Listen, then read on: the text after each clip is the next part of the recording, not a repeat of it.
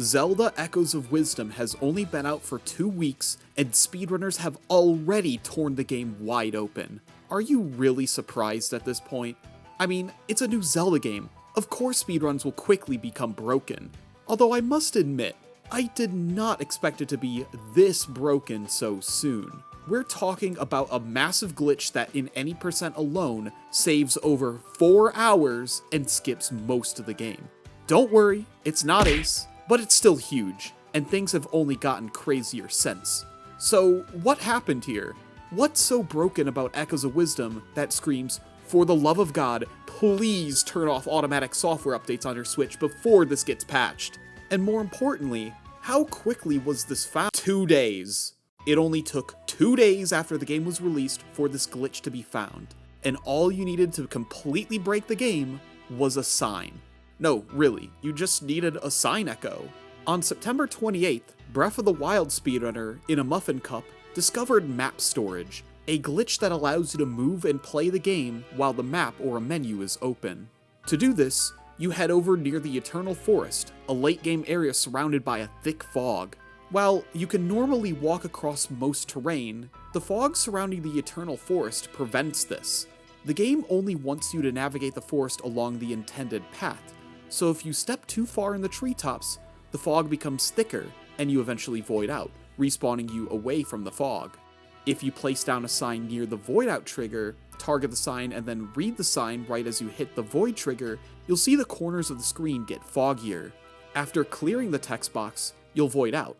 However, if you open up a menu right after clearing the text, you can achieve map storage. The best way to do this is to hold L, press A to clear the text, and then immediately mash D-pad right to open the echo menu. Holding L or D-pad right brings up the echo menu, so by holding L beforehand, mashing right, and then keeping L held, the menu will remain on screen. Now on its own, this isn't super powerful. You can't really see anything, and you have to use the minimap in the bottom right to navigate. But having this glitch active allows you to pull up 2 instances of a menu at once, such as the map. So if you opened up the map with L still held, you could let go of L and open up a second map. Now, things get very interesting. Come 4 hours after Muffin's discovery, and longtime Zelda speedrunning legend, Gymnast86, would play around with 2 map menus. He would select a waypoint to fast travel with map storage active, and then open up a second map before hitting A to warp. The waypoint he selected was near the entrance to the forest, but when Gymnast warped, he didn't warp to that waypoint, or to any waypoint for that matter. He ended up at the cave entrance at Southern Beach, a location on the very opposite side of the map. Gymnast had just discovered wrong warping. The game had only been out for 2 days, and the community had already found wrong warps, a discovery that usually takes many years, even decades to find in many other games. Yet, it was found within days, and strangely enough, it wasn't the first time this happened with a new Zelda game, but it may have happened the soonest. Things were looking promising.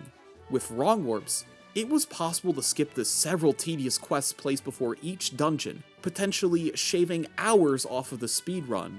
But for the time being, there was still an aura of mystery around wrong warps and how they worked. What is easily understood is this is an exploit developers would try to avoid leaving in their game, much like how you wouldn't log onto an unencrypted Wi-Fi network without ExpressVPN, the sponsor of today's video. With ExpressVPN, I feel much more secure using public Wi-Fi whenever I'm on the go, as it helps protect me from hackers and bad actors while using these public hotspots. Not using ExpressVPN on public Wi-Fi is like leaving your computer logged on when you're not home. Trust me, I'm speaking from experience. In addition, I hate when big tech and advertisers track and harvest my data for their own interests. Thankfully, ExpressVPN helps me become much more anonymous, making it much more difficult for them to track and sell my personal data. They accomplish this by rerouting all my browsing activity through the ExpressVPN's own secure encrypted servers and away from the prying eyes of would-be hackers or big tech companies like my ISP. ExpressVPN can also reroute your connection to another country to access region-locked content, Finally! I can watch Lord of the Rings on Netflix. Why isn't it in America? Take control of your privacy today. Go to expressvpn.com/lunaticj Or scan the QR code on screen to find out how you can get 3 months of ExpressVPN for free. Link is in the description and pinned comment below. Gymnast was not getting consistent wrong warp results. He would end up warping to different locations, and sometimes the game would crash. The community was looking for ways to replicate wrong warps with any semblance of consistency. Hours passed. Days passed. Weeks passed. Oh, no, never mind. It just took a couple more days. With the power of data mining tools and collaboration, Glitch Hunter Ballistics had solved the mystery and devised a consistent method for wrong warping to a specific location. In the game's memory, there are 2 arrays that store waypoint data: the field array for when you select an overworld waypoint, and the boundary array for waypoints in stilled worlds and dungeons. Each waypoint in their respective array is assigned an index number. While a field waypoint and a boundary waypoint may share the same index number, there is no overlap between these arrays. When you select an overworld waypoint, the game will apply that waypoint's index to the field array. Likewise, selecting a stilled world or dungeon waypoint will apply its index to the boundary array. The indexes are applied to their own respective arrays, except under one unexpected circumstance: when you use map storage to completely break this system. If you go to a stilled world with map storage active, bring up the map and select a boundary waypoint, let go of L, and then open up another map and put the cursor over a field waypoint before finally pressing D-pad right and mashing A last second to warp, the game will do something it's not supposed to do. Apply the index from a field waypoint to the boundary array. So, by using map storage, you can select a still world waypoint and then use map storage to hover over the field waypoint that shares an index to where you want to warp in the stilled world. The old switcheroo. Index wrong warping. After confirming his hypothesis by demonstrating a consistent wrong warp from just after the first dungeon into Farron Temple, a dungeon past the game's halfway point, the community began testing and recording as many outcomes from index wrong warping as possible. The results would be recorded on a spreadsheet by Eat Chocolat, Mr. Cheese, July, V-Link Z, Cloud, and K-Row. In the midst of this breakthrough, Mr. Cheese had taken particular interest in indexes 31 through 34, calmly asking someone who knew how to index wrong warp to test it on those 4 field waypoints. What followed was simply stunning. By swapping the Northern Sanctuary index, the speedrunner Onaku had warped straight into Null's body, the final area of the game, the point of no return. Echoes of Wisdom Any Percent was about to become yet another broken Zelda speedrun. Here's how the route went. The game starts in control of Link, where after a brief journey and a quick spar against Ganon, rifts begin to appear, consuming Link along with many parts of Hyrule, leaving us in control of Zelda. After a lengthy introduction where Zelda is imprisoned after being framed by an imposter of the king, you obtain the Tri-Rod, allowing you to copy objects and create echoes. After escaping the castle and washing ashore in Southern, you head to the first still world and enter Southern Ruins, the first dungeon of the game. Although you have access to waypoints in the overworld before entering the dungeon, the specific ones that could wrong warp you to Null are all north of Southern. Unfortunately, we cannot access these waypoints yet, as numerous invisible walls placed around the overworld prevent you from leaving the Southern region before clearing the dungeon. Throughout the dungeon, various echoes and the bind ability were used in creative ways to save time. Beds might as well be the mascot of the game, as they could be used in many creative ways, from shortcuts to stepping stools, and much more. Southern Ruins features 2 especially useful echoes of enemies, the Strangula and the Dark Nut. Strangula webs are great for quick vertical navigation, especially in 2D sections. They can also be thrown as a projectile, and their rock-hard durability make them effective shields and diversions during the final boss fight. Dark Nuts deal great damage, especially since you could summon them continuously to increase damage output. A quick, safe strat for the Dark Link mini-boss. Speaking of, defeating him grants you the Sword Fighter ability.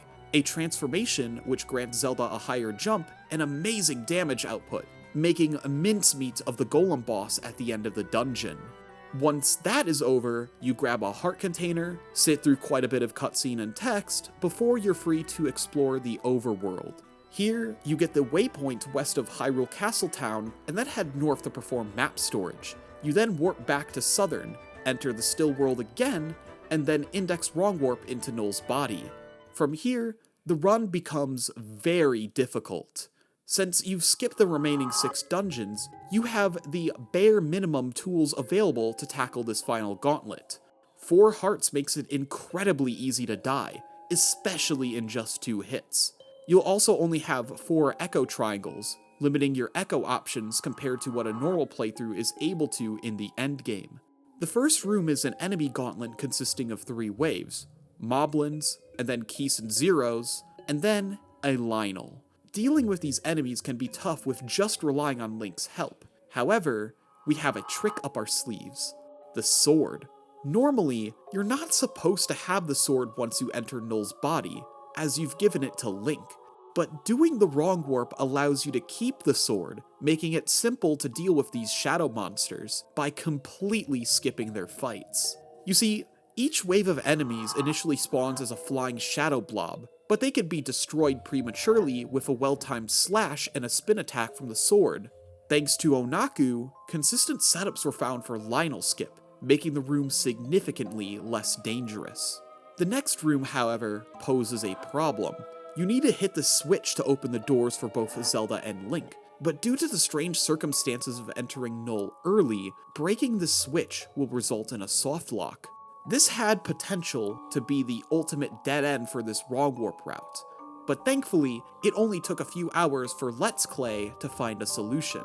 If you pause buffer until you pause on the exact frame the switch breaks, you could save the game and then load that same save, and the soft lock will be skipped, allowing you to proceed. This is still very tricky, being frame perfect and all, as missing this skip costs you 30 seconds for having to reload the software. The next room is yet another enemy gauntlet, this time with Link and Zelda separated. Sword form makes this a bit easier, but this room requires a good amount of practice. Afterwards is a 2D section that you navigate with a Keese to glide across until you reach the final puzzle room, where you must then use Bind to guide Link to a floor switch. But on October 3rd, it was discovered that you could just skip the 2D section entirely by backtracking and going through Link's side of the dungeon and using a Strangula to help him up, saving 40 seconds. After this last puzzle, it's time for the final boss, Null. Null consists of 3 phases. The first phase is pretty easy, as you pull Null's arms for Link to chop off. Phase 2 is an auto-scroller where it's very easy, and once you reach the end, only takes 1 hit for Null to move on to Phase 3. Phase 3 is not only the hardest part of the fight, but of the entire run as well. Phase 3 Null is very brutal. Here, he can mimic previous bosses that can seriously hurt. In between the orb phases is the wall arm phase, where Null will spawn various shadow enemies to make your life a living hell. This is made even more annoying with a hand that can trap Zelda for what feels like an eternity if you're not careful. The Lizalfos phase is by far the worst, and it took a lot of trial and error using Strangula as bait to become consistent at this part of the fight. The Goma attack is a nuisance, as the spiderwebs on the ground heavily limit you and Link's mobility. Going out of your way to get an Ignazol echo before the wrong warp is a wise detour so you can burn the webs. Even then, there are moments where Link's AI feels very, very dumb, and you can get trolled hardcore. At all skill levels, most runs die to Phase 3 Null. It's a brutal fight, albeit very rewarding to master. 1 week into the game's life, and any percent was already super busted. The wrong warp and various strats had brought the run down to just 50 minutes, and it was a very fun route to learn. Many talented speedrunners couldn't help but get in on the action. Onaku, Myth197, Samurai Man, Gymnast, and Linkus7. The endgame was pretty difficult, but I'd say the run overall was pretty beginner friendly. It was just too bad that things were about to take a turn for the worse. On October 1st, glitch hunter Ninpalk found out a new method for getting map storage, using the sword transformation as a buffer instead of a sign. This discovery got him thinking, what if instead of using the forest void out to get map storage, I use the in-game height limit? Like the edges of the forest, the game will void out Zelda if you climb up too high. This means if you could reach this height cap in Southern, you wouldn't need to go into the woods to perform map storage. Maybe you didn't need to beat the first dungeon at all. The next day, Owen Splat decided to do some testing, and in the process, he opened Pandora's box. During the evening of October 2nd, I noticed a lot of people screen sharing in the Echoes of Wisdom Discord voice chat, so I decided to take a look. When I joined the VC, I was greeted with this. People were basically building an onyx, taking every rock available on Southern Beach and making a staircase to the heavens. It was a very bizarre sight, but in that moment, I knew that I was witnessing the future of any percent, and things were about to get very ugly. Overnight, Ninpalk, Owen, Killadragon, and Luigi Fan were testing this new Onyx setup for map storage, and by the next day, an entirely new any percent route had been made.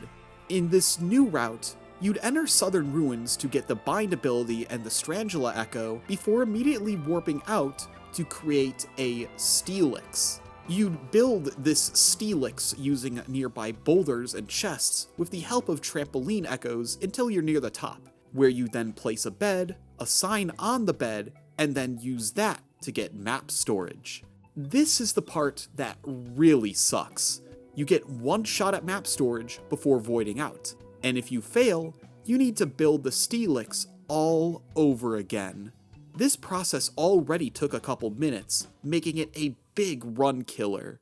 To make matters even worse, this first wrong warp is just to escape the invisible walls of the overworld, which is not an index warp, but rather the random wrong warp that was originally discovered. This type of wrong warp reads garbage data and not the waypoint arrays.